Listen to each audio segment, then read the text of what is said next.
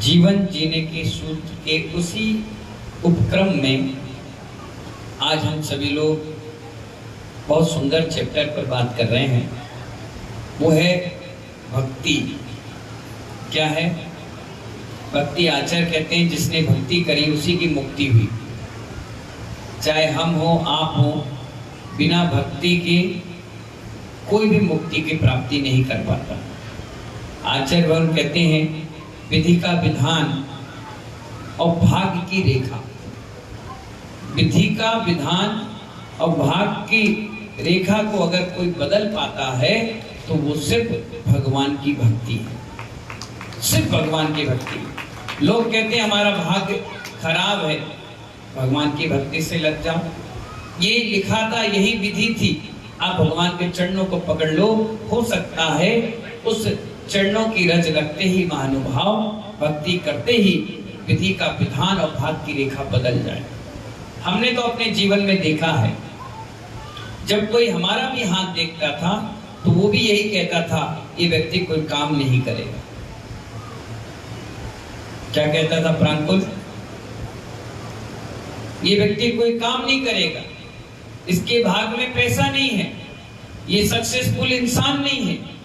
और जब से हमने प्रभु और गुरु की भक्ति करी, अब आप खुद बता सकते हैं कौन क्या है। विधि के विधान को और भाग की रेखा को महानुभाव अगर कोई बदल सकता है तो प्रभु भक्ति, इसके अलावा कोई नहीं बदल सकता। इंसान काला कलूटा रहे और गुरु चरणों की रज लगाता रहे तो ऐश्वर्या राय भी उसके सामने फीकी नजर आती है। इतनी जबरदस्त भक्ति होती है महानुभाव। हनुमान जी का कितना बड़ा उदाहरण आपको सुना। खाली जिस दिन तुम इस भक्ति के बारे में समझ जाओगे ना तो ये कहना भूल जाओगे, हो जाएगा। इतना जबरदस्त उदाहरण रामायण में आया। सीता अपने कमरे में खड़े होकर के मांग में सिंदूर भर रही थी। कितना बड़ा उदाहरण है महानुभाव। सिंदूर भर रही थी, उसी समय अचानक हनुमान जी वहां से निकले और जैसे निकले तो उन्होंने देख करके खड़े हो गए और मुस्कुराने लगे। सीता ने सिंदूर लगाया और पलट के देखी, बोले ये कौन देख रहा है? जैसे उन्होंने देखा, अरे हनुमान तुम क्या किसको निहार रहे हो, किसको देख रहे हो? उन्होंने कहा माँ मैं आपको देख रहा हूं, कितने मग्न होकर के आप मांग में सिंदूर और लाली भर रही है, कितना अच्छा लग रहा है। ये किस लिए भर रही है? क्योंकि उस समय तक हनुमान जी को ये पता नहीं था कि महिलाएं अपनी मांग भी भरती हैं। उन्होंने कहा जो तुम्हारे परमेश्वर हैं वो मेरे भी परमेश्वर हैं। जिनकी लंबी आयु की दुआ तुम मांगते हो, उनकी लंबी आयु की दुआ मैं भी मांगती हूँ और लंबी आयु तक मैं सुहागन होकर ही इस देह को त्याग करूं, इसीलिए मैं इस मांग में उनके नाम का सिंदूर भरूं। हनुमान जी इतने भक्ति में ओत-पोत थे, इतने डूबे हुए थे। वो सीता माँ से कहे, माँ जब इतना चुटकी सिंदूर लगाने से उनकी उम्र बढ़ सकती है तो सोचो पूरे शरीर में लगाने से क्या होगा। तुरंत निकलकर कमरे से बाहर आए और एक व्यक्ति से गेरुआ रंग मंगवाया और पूरे शरीर में पोत लिया और पूरे रंग गेरुआ रंग पुतकने के बाद महानुभाव वो राजसभा में रामचंद्र जी के पहुंच गए। जैसे ही पहुंचे सब ठा ठा करके हंसने लगे, जोर जोर से, पेट की नाभि तक हिलने लग गई। इतनी जोर जोर से लोग हंसे। राम भी बड़े मुस्कुरा रहे थे, लक्ष्मण भी मुस्कुरा रहे थे, सीता भी हंस रही थी। जितने उनके सैनिक थे सब हंस रहे थे कि हमारे सैनिक का महामंत्री हनुमान क्या एक काम करके आ गया है। रामचंद्र जी बोले, हे हनुमंते तुमने क्या किया?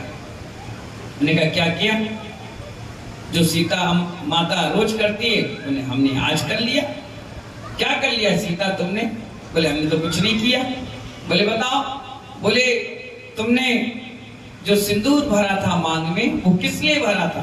बोले राम जी की सलामती के लिए, उनकी उम्र लंबी हो जाए।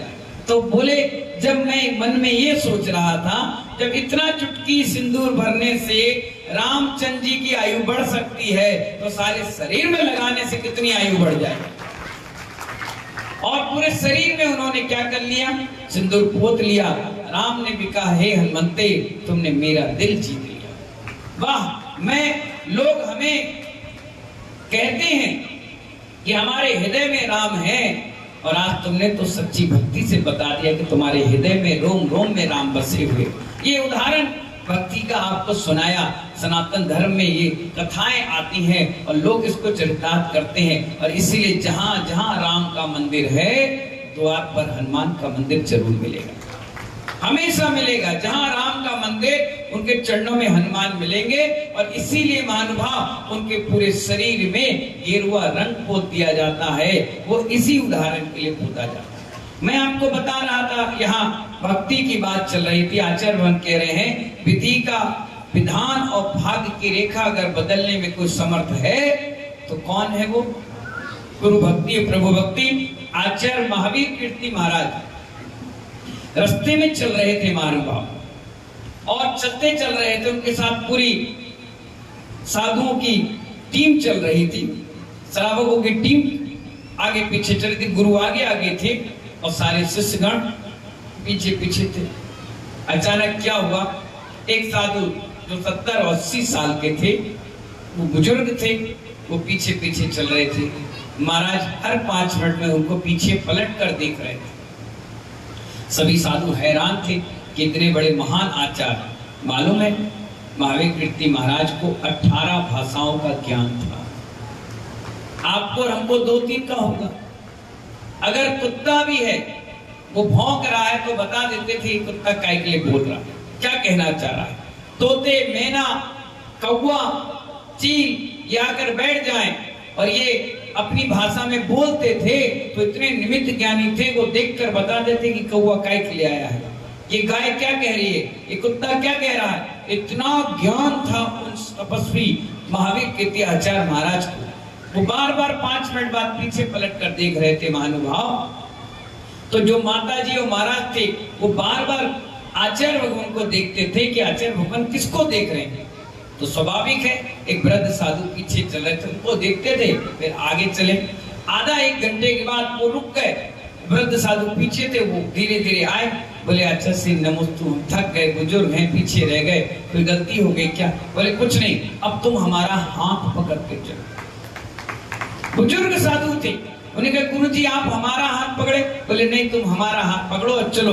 हाथ पकड़ के 1 किलोमीटर दूर ले गए महानुभाव। सारे साधुओं ने पूछा, गुरु जी हम इतने सारे वृद्ध साधु भी थे, यंग साधु थे, आपने सिर्फ इन्हीं साधु का हाथ क्यों पकड़ा?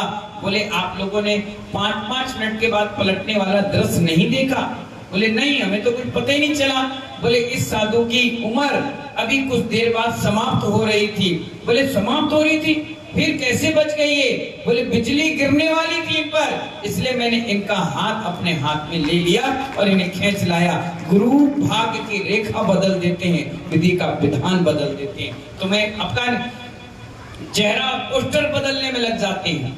गुरु इतने बड़े ताकतवर होते हैं कि जिंदगी की सारी उलझी पहले बदल देते हैं। कितनी बड़ी ताकत, कितना बड़ा सोच उनके अंदर था कि अगर साधु के ऊपर बिजली गिर जाती तो रास्ते का बिहार रुक जाता, सारे कार्यक्रम कैंसिल करने पड़ जाते, पता नहीं कोई अनहोनी हो जाती। उन्होंने हाथ पकड़ा, अपने साथ रख लिया। कहा जाता है, एक पुण्यात्मा जीव के साथ कितने पुण्यात्मा जीव और पल्लवित हो जाते हैं। घर में 1 कमाता है, 50 खाते हैं। 50 खाते हैं, क्यों खाते हैं? क्योंकि एक के पुण्य से सबका पेट भर जाता है। हो सकता है 50 मिलकर के एक को खिलाते हो, इसलिए आज वो अकेला कमा रहा है तो 50 खा रहे हैं। आचार्य भगवान यहाँ बता रहे हैं, जो आप हृदय में भक्ति भगवान को चढ़ाते हो, हृदय से भक्ति भाव से जो भी आप चढ़ाते हो महानुभाव, उसको हमारे आचार्य कहते हैं वो सबसे प्यारा धर्म है। जैसे ही आपने अर्घ चढ़ाया, अर्घ में क्या चढ़ाया वो महत्वपूर्ण नहीं है। ये आचार्य भगवान बता रहे हैं, जो आपने चढ़ाया वो महत्वपूर्ण नहीं है, चढ़ाने के बाद कितना आपको आनंद आ रहा है वो सच्चा धर्म है। आहार कराना महत्वपूर्ण नहीं है, कोई भी करा लेता है। चौका लगाना महत्वपूर्ण नहीं है, कोई भी लगा लेता है। बाजार से सब्जी सामान अनाज लाना महत्वपूर्ण नहीं है, शुद्धता से बनाकर निरंतर आहार करा लिया, उसके बाद जो आनंद आता है महानुभाव, हमारे आचार्य कहते हैं वो सबसे प्यारा धर्म। इस धर्म को प्राप्त करने के लिए जी जान से पूरी जिंदगी आदमी पुरुषार्थ करता है। किसी का भाग उदय आता है तो मौसम अच्छा हो जाता है, किसी का पुण्योदय आता है तो महाराज हिम्मत करके 2.5 किलोमीटर चले जाते हैं, और पुण्य हल्का सा कम होता है तो पास के पास रहते हैं तो जा नहीं पाते, उपवास कर लेते हैं, या चले भी गए तो महानुभाव वहां आहार नहीं हो पाता, और आहार पहुंच भी गए तो किसी ना किसी कारण से अंतराय आ जाता है। तो कहते ना, भाग उदय होगा तो दरस पाएगा, और तू इस धरती पर गुरु के चरणों में रहेगा तो नियम से मुक्ति पाएगा। हम लोग कौन थे महानुभाव, कौन थे? पता ही नहीं जिस जिंदगी में जी रहे थे, कौन क्या कैसे कहां, A to Z पता नहीं था।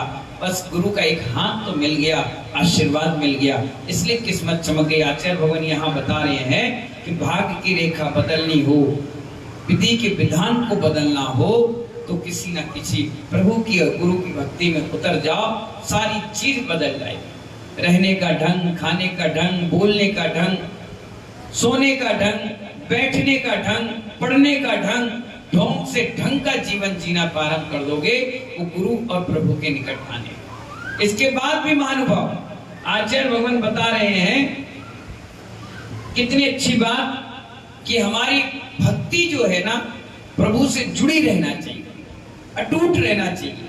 इतनी प्यारी बात आचार्य भगवान इसमें बता रहे हैं गाथा में। वो कह रहे हैं कि जब भी बादाम चढ़ाओ, सिरफल चढ़ाओ, अर्घ चढ़ाओ, हजारों कुंटल चावल भी चढ़ा लो, पर भगवान से हमेशा एक विनती करते रहना कि हे प्रभु, जिस प्रकार से आज मेरी अटल भक्ति आपके चरणों में जुड़ी हुई है, जैसी अटूट भक्ति आपके चरणों में जुड़ी है, जब तक मैं निर्वाण की प्राप्ति ना कर लूं, ये भक्ति के तार टूटना नहीं चाहिए।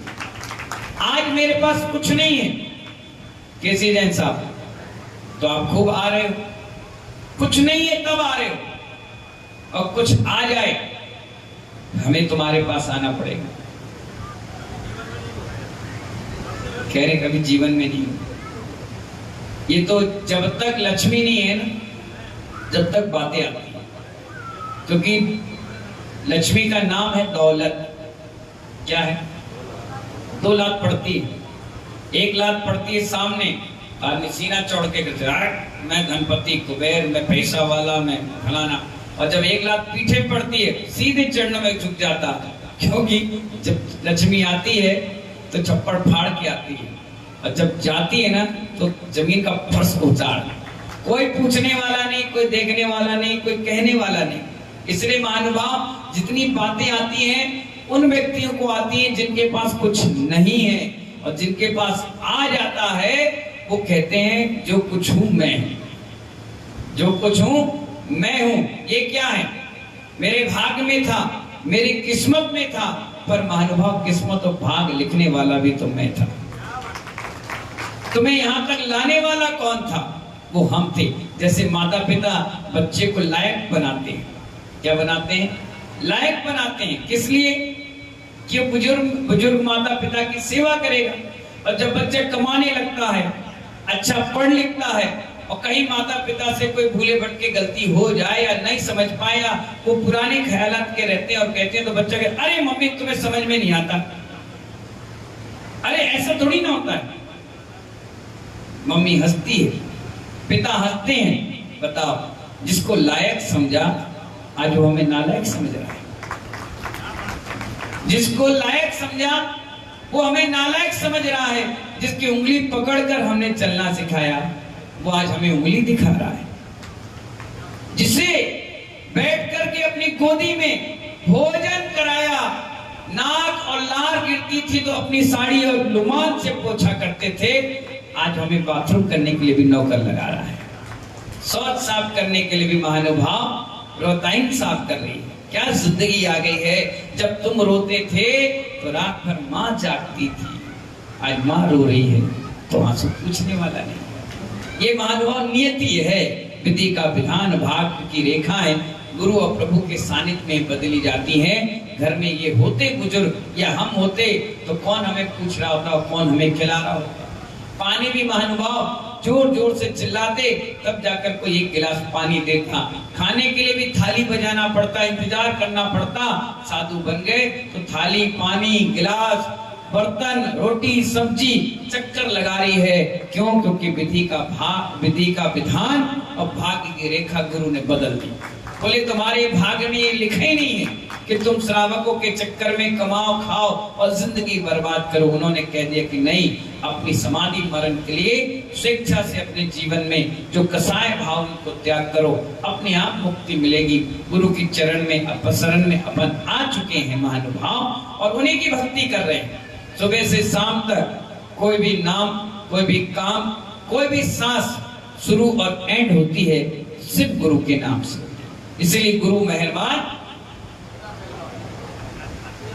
चेला पहलवान। क्या कहा? गुरु मेहरबान तो चेला पहलवान। ये आप जितनी यश कीर्ति देख रहे हो, हमारे बोलने की कला देख रहे हो, हमारे मुस्कुराने का ढंग देख रहे हो, बैठने की साधना देख रहे हो, पढ़ने का ज्ञान देख रहे हो, आप सबको बुलाने का काम देख रहे हो, यहाँ तक कि प्रभावनाओं के नए नए आयाम देख रहे हो ना। ये सारी चीज हमारे गुरु और प्रभु के चरणों में समर्पित है। ये शिष्य का बहुत बड़ा दायित्व है महानुभाव। जैसे खेत में पहला अनाज होते ही किसान प्रभु को चढ़ाता है और कहता है धन्यवाद प्रभु, मेरा अनाज बहुत अच्छा हुआ है, मुझे 2 पैसे मिलेंगे, अपने घर परिवार का लालन पालन करूंगा। इसी प्रकार शिष्य भी अपनी प्रभावना का एक अंग गुरु चरणों में समर्पित करता है कि हे प्रभु, ये अंग आपके चरणों में समर्पित है। दी हुई सांस और छूटी हुई सांस सिर्फ आपके नाम से हो। यही भक्ति की मुक्ति है। मुक्ति सिर्फ कहने से नहीं मिलती। मुक्ति के लिए 24 घंटे गुरु और प्रभु का स्मरण किया जाता है। 24 घंटे। कभी कभी ऐसा आता है समय, विकराल समय और संकट भरा, तो गुरु ही काम आते हैं और कोई काम नहीं आता। बहुत प्यारा एक उदाहरण आपको देते हैं। एक स्थान पर व्यक्ति बैठा हुआ था और चादर राम की पहना हुआ था, हाथ में कटोरा था, सामने घंटे की आवाज थी। क्यों? क्योंकि वो स्थान मंदिर का था। वो कह रहा था भगवान के नाम पर दे दो, ईश्वर के नाम पर दे दो। और निकलने वाले कई ऐसे राहगीर हैं जो मंदिर जा रहे थे, उसे देखकर कोई इधर मुंह करा, कभी उधर करे। सुबह से दोपहर हो गई, एक पैसा भी उसके कटोरे में नहीं आया। भगवान का नाम माला घेर रहा था, फेरते फेरते पूरी दोपहरिया निकल गई। तभी वहां से एक व्यक्ति निकला, उसने उस दृश्य को देखा और सीधा वो स्वर्ग चला गया। स्वर्ग गया, वहां पर ब्रह्मा जी बैठे हुए थे और ब्रह्मा जी को बोला कि संसार की हालत बड़ी खराब है। उन्होंने कहा क्या हो गया? एक व्यक्ति भगवान का चादर ओढ़कर बैठा हुआ है, कटोरा लेकर बैठा हुआ है और सुबह से शाम हो गई, उसे कोई पैसा नहीं दे रहा। बोले बस तुमने एक पहलू देखा, दूसरा भी देख कर आओ। बोले कहाँ? बोले इस दिशा में चले जाओ। उस दिशा पे वो चले गए और गए तो वहां पर व्यक्ति अकेले बैठा और 20 महिलाएं उसके सामने नाच रही और 100-100, 500-500 के नोट उसके ऊपर निछावर करा और लड़कियां डांस कर रही और साथ में शराब की बोतल रखा। वो दृश्य देख करके वापस आया, बोला अरे भगवान, जो भगवान का नाम लेने वाला है उसको कोई देने वाला नहीं है, और जो शैतान जैसे काम कर रहा है वहां हजारों रुपए लुटाए जा रहे हैं। ब्रह्मा जी कैसी लीला है? बोले नहीं, तुम समझ नहीं पाओगे। एक काम करो, एक अंगूठी उठाई और हाथ में दी। बोले जाओ, दोनों व्यक्तियों के पास जाओ, अरे अंगूठी दे करके आना और कहना ब्रह्मा जी ने अंगूठी भेजी है, इसमें से हाथी निकल जाएगा। इतना कहना बस, आंसर तुम्हें अपने आप मिल जाएगा। जितनी बातें तुम आज मेरे सामने कर रहे हो फिर कभी किसी के सामने नहीं कर पाओगे। तो ब्रह्मा जी मैं जाऊं क्या? बोले जाना ही पड़ेगा, प्रश्न तुमने दिया है तो उत्तर भी तुम्हें खोज कर लाना पड़ेगा। चले गए भाई साहब वहां। सबसे पहले तो गए जिन्हें चुनरी ओढ़ करके भगवान की माला के नाम पर पैसे इकट्ठे कर रहे थे। महानुभाव जैसे ही वो गया, पूरा दिन उसका निकल गया था, किसी ने पैसे नहीं दिए, तो शाम का समय था, वो गया और बगल में जाकर बैठ गया। उस व्यक्ति ने, कहां से आए हो तुम? बोले मैं स्वर्ग से आया हूं। और दिख रहा है स्वर्ग में ये एरिया मेरा है, यहां तो भीख नहीं मांग सकता है। कितना अच्छा सुंदर ड्रेस वेस सब कुछ पहन रखा है। भाग यहां से, सुबह से शाम तक बोनी नहीं हुई मेरी, भाग रहा है कि नहीं? उन्होंने कहा मैं भीख नहीं मांगने आया हूं। फिर यहाँ क्यों बैठा है मेरे साथ? अब भिखारियों के बीच बैठेगा तो क्या रोटी सब्जी खाने बैठेगा? भीख मांगने तो बैठेगा। भाग यहां से। और चिमटा रखा था, माला रखा था, बैठा था। उन्होंने कहा नहीं मैं भीख नहीं मांग रहा, मैं एक चीज लेकर आया। बोले क्या? अंगूठी निकाली। बोले मुझे देने के लिए लाया है? बोले नहीं मैं स्वर्ग से आया हूं। बोले अच्छा, ब्रह्मा जी ने भेजा है और उन्हें कहा है कि इसमें से हाथी निकल जाएगा। बोले दिख रहा है चिमटा, यहां से मारूंगा मादा भागता फिरेगा। सुबह से बोनी नहीं हुई, किसी ने पानी नहीं पूछा, खाना नहीं दिया, और तू कह रहा है नौटंकी कि इसमें से अंगूठी हाथी निकल जाएगा। चिल्लाया, उसको भगा दिया। बोले सुनो भैया, मैं अरे हो गया स्वर्ग और हो गया ब्रह्मा, चल भागे से। उसे मार मार के वहां से भगा दिया। 4-5 झपट्टा पड़ गए उसके बेचारे। यार बड़ा खतरनाक व्यक्ति। और फिर बैठ गया, राम राम राम राम राम, अल्लाह के नाम पे दे दे, भगवान के नाम पे दे दे, ईश्वर के नाम पे दे दे, ला दे दो। और कोई देने वाला नहीं मिला। बेचारे उस व्यक्ति को बड़ा अकड़ा। मैं तो इस पे दया कर रहा था, इसकी व्यवस्था बना रहा था। आज के समय में दया करने लायक कोई इंसान ही नहीं बचा। अब बेचारा बिना मन की, उसका मन था ही नहीं उसके बीच जाने का। फिर भी हो गया, शाम का समय था, बोतलें लगी थी, आराम से व्यक्ति बैठा, 20-25 महिलाएं नाच रही, सब करे वाह बहुत बढ़िया, और करो, लो। अब वो बड़ी हिम्मत करके उनकी सीढ़ियां चढ़ा। फिर हिम्मत बोली नहीं यहाँ जाना बेकार है, कोई देख लेगा, क्या कहेगा, कौन क्या कहेगा। नहीं। बड़ी हिम्मत करके वो गया।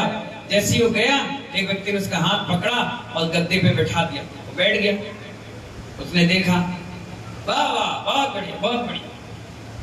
इधर उधर देखा। उसने पूछा ये क्या हो रहा है? बोले दिख नहीं रहा, मुजरा हो रहा है। बोले अच्छा, पैसे क्यों लुटाए जा रहे हैं? अरे हमारे हैं, लुटाए चाहे फेंके, तुम्हें क्या करना, लो तुम भी कर लो। वो बोला सुनो, हम स्वर्ग से आए हैं। अबे स्वर्ग का क्या नजारा देखा? देख स्वर्ग यहीं आ रहा है। माँ तो टुंड थे, बिल्कुल मजा आ रहा था उनको। उन्होंने कहा सुनो, हम ब्रह्मा जी के पास से आए हैं। बोले ब्रह्मा जी तो बहुत घूमते हैं। अरे बड़ी अजीब आदमी। अच्छा, चुपचाप रहे। 5-10 मिनट उसने नजारा देखा। नजारा देखने के बाद एक अंगूठी निकाली और बोला सुनो, मैं स्वर्ग से आया हूं। बोले हाँ बोलो, क्या काम है? बोले स्वर्ग से ब्रह्मा जी ने भेजा है और उन्हें कहा है किस अंगूठी से हाथी निकल जाएगा क्या? देखिए, सोचिए, ध्यान रखना, जितने लोग धर्म की चादर ओढ़ते हैं ना, वो सिर्फ ओढ़ते हैं, उतारते नहीं। और जितने चादर नहीं ओढ़ते हैं, सही मायने में वही जीवन में उतार, क्योंकि जो बोलते हैं वो सिर्फ बोलते हैं, उतार नहीं पाते। कम में सूरा सो धम में सूरा, ये तो सूत्र आया है। जो कर्म में सूर होते हैं वही धर्म में सूर होते हैं। उस शराबी ने क्या कहा सुनिए, लाजवाब जवाब दिया। उसने इस व्यक्ति की तरफ बड़े गौर से निहारा और पूछा कहां से आए हो? तो उन्होंने कहा स्वर्ग से आया हूं। किसने भेजा है? उन्होंने कहा ब्रह्मा जी ने भेजा है। किस लिए भेजा है? उन्होंने कहा ये अंगूठी दी है और कहा हाथी निकल जाएगा क्या? उन्होंने कहा ब्रह्मा जी ने दिया है तो सुई की नोक से भी हाथी निकल जाएगा। इतनी श्रद्धा मानुभाव एक शराबी व्यक्ति की थी, और जिसने धर्म की चादर ओढ़ रखी थी उसे नौटंकी लग रही थी। इसलिए तो आचार्य कहते हैं, जीने न मानी गुरु की सीख, लोग कटोरा मांगो भी। आचार्य भगवान कहते हैं प्रभु भक्ति और गुरु भक्ति ही जीवन के भाग्य की रेखा बदल देती है, हर चीज बदल देती है। हर कौम में हर जगह लिखा है कि अपने जीवन में गुरु बनाकर रखना। हर संकट से कोई निकालने वाला है तो सिर्फ गुरु। गुरु का अर्थ ही है अंधकार से उजाले की ओर ले जाना। जो जिंदगी में अंधकार कसाय रूपी पाप रूपी छाया हुआ है, उस अंधकार से जो प्रकाश की ओर ले जाए, वही गुरु होता है। और गुरु के पद पर जो बैठता है वो बड़ा गंभीर और अपने व्रत नियम संयम में परफेक्ट रहता है। इसलिए महानुभाव ये सारी शिक्षाएं आपको इसलिए दे रहे हैं क्योंकि अब जाने का समय आ गया है। क्या आ गया है? 13 तारीख को दीपावली है, एग्रीमेंट खत्म। क्या कहा मैंने? एग्रीमेंट खत्म, आप भी आजाद और हम भी आजाद। और मेरा नियम है पिछे परिवर्तन और जगह परिवर्तन। क्या कहा मैंने?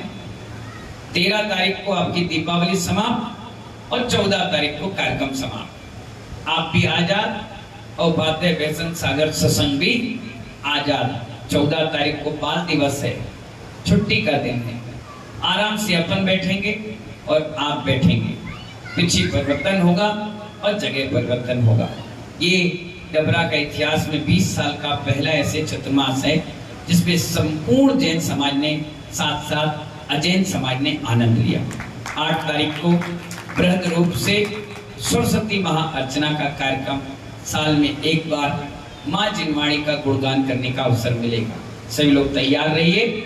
8 तारीख को ठीक 11 बजे सहनाई गार्डन पास में स्थान है। सभी लोग टाइम से पहुंचिए। टाइम से पहुंचकर अपने स्थान पर बैठकर मेरे साथ आप सभी लोग माँ जिनवाणी का प्रथमान्योग, कर्णान्योग, चरणान्योग, दप्यान्योग ऐसे ग्रंथों का बहुत बढ़िया शुद्ध आराधना करेंगे, जिनवाणी की आराधना करेंगे और कार्यक्रम करेंगे। समय रहा तो फिर दोबारा मिलेंगे और नहीं मिले तो कोई बात नहीं। जब तक के लिए जय बोले महावीर भगवान की।